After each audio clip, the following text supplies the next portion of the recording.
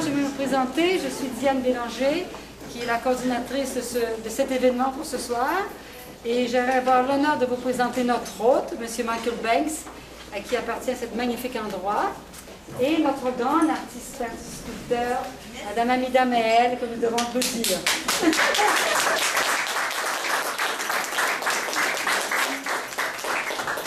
Et un autre petit mot, si vous avez remarqué sur les pièces qu'il y a des coûts, évidemment, par rapport à la vente de ces pièces.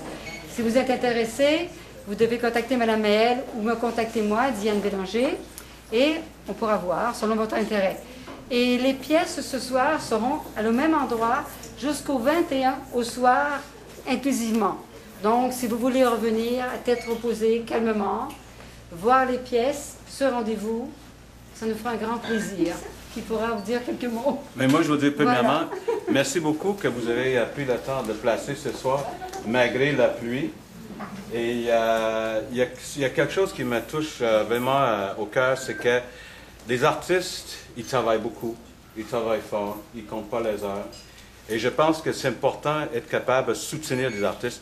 J'ai déjà écrit récemment que j'ai dit, imaginez-vous le monde si chaque dirigeant de chaque pays, c'est un artiste.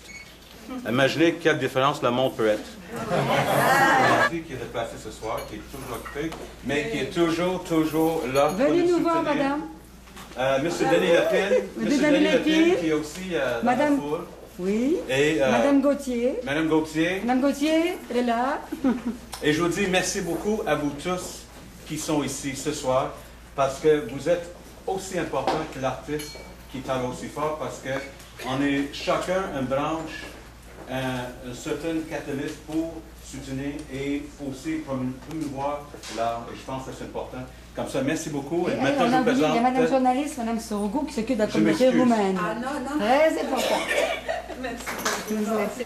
Je vous remercie d'être venus et si nombreux, effectivement, malgré le temps, mais je pense que le déplacement en valait le coup, surtout parce que l'espace est magnifique, parce que Michael, votre espace, c'est un véritable écrin pour mes travaux. Je suis très contente qu'il soit chez vous. Et j'espère que vous allez faire une lecture que vous souhaitez de ces tableaux. Je suis là pour répondre à vos questions si vous le souhaitez. Pourquoi sont-ils sans titre? Est-ce que c'est justement pour laisser l'espace à l'observateur? Eh bien, oui, en fait, dans ma démarche, je la termine en disant que ma démarche était liberté.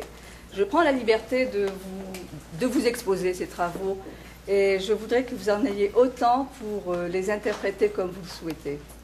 Je n'aime pas les titres, je trouve tellement réducteurs.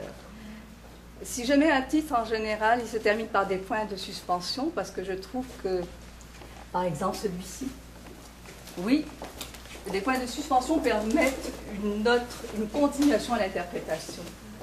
Bon, peu importe le cri est puissant par lui-même, mais dans toutes les situations. Ça peut être un cri d'amour, un cri de douleur, un cri de naissance, un cri de plaisir, tout ce que vous voulez en fait. Oui, c'est vrai. Moi, j'ai remarqué qu'il y a des rouges, il y a du blanc, il y a du noir, il y a du gris. Est-ce qu'il y a une raison pour ça? En fait, oui, je pense que j'aime beaucoup travailler les monochromes, beaucoup plus, donc c'est quasiment des gris. Ça permet au mouvement d'être beaucoup plus présent. Il y a aussi plus de sérénité. Maintenant, le rouge, je vais vous lire la phrase d'un sage africain qui disait que le rouge c'est la vie. Il n'y a qu'un corps vivant qui peut saigner. Le blanc, c'est la spiritualité ou la pureté. Le noir n'est pas une couleur triste. Le noir, c'est la nuit. Lorsque vous dormez, vous allez vous remettre à l'univers. Vous avez besoin de sécurité. Le noir est sécurité. Et puis moi, je trouve que ce sont des couleurs. Pour moi, le noir et le blanc est une couleur, en fait. Vous l'avez fait spécial pour Montréal, pour cet endroit, et si oui, ça va pris combien de temps? Ma vie, j'ai tellement voyagé et le contact de différentes cultures, je trouve qu'elles se sont installées en moi comme des strates. Je suis un peu de partout.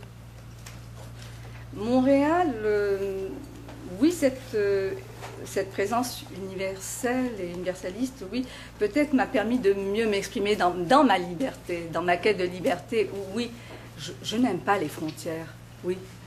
Je les transcende déjà dans la peinture, puisque j'approche mes peintures comme des sculptures, et mes sculptures sont comme des tableaux, en fait, oui.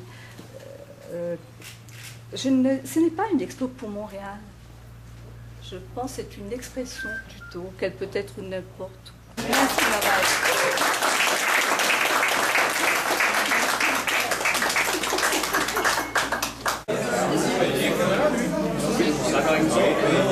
probablement fin juillet ou septembre.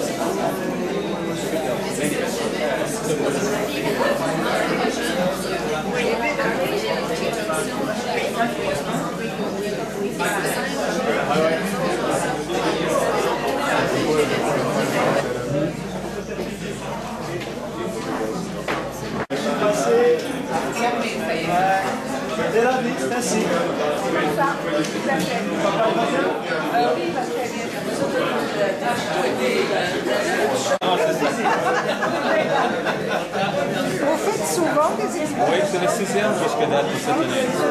Oui, j'ai fait toujours entre 6 et 10 événements chaque année. Oui, oui, oui. Et la bonne exposition avec les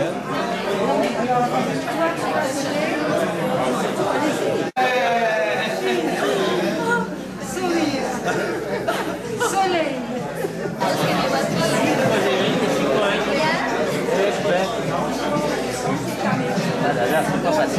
J'adore les personnes qui ont la facilité de l'expression dans les langues. Moi, c'est un handicap.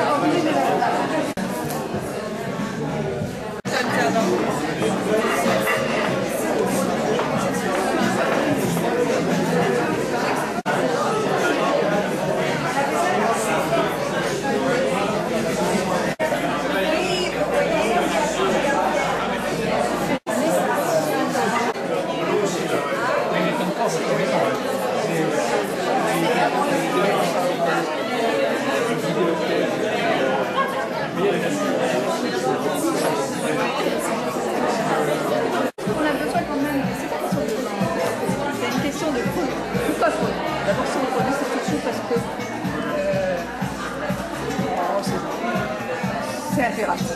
Je crois qu'il n'y a même pas une question à se poser. C'est bon, là, tu ne veux pas les voir, tu les caches. Parce que ton plat,